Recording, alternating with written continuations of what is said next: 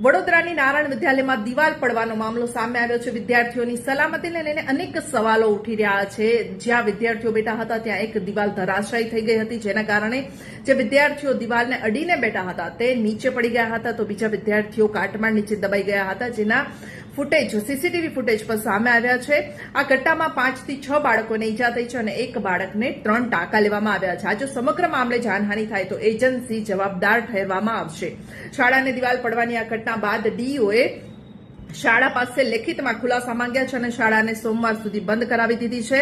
આ પહેલા જ સવા મહિના પહેલા જ સ્ટ્રક્ચર સ્ટેબિલિટી રિપોર્ટ મળ્યો હતો, જે બાદ પણ આ દુર્ઘટના બની છે। મળતી માહિતી મુજબ આ શાળાને જણા એસોસિએટે ઇમારત સુરક્ષિત હોવાનો રિપોર્ટ આપ્યો હતો। સ્થાનિકોના જણાવ્યા અનુસાર અવારનવાર આ શાળામાં પોપડા પડતા હતા, જેના કારણે રંગરોગાણ પણ કરવામાં આવતું હતું। આમ રંગરોગાણ કરી અને શાળાના પોપડા છે તે ઢાંકવામાં આવતા હતા।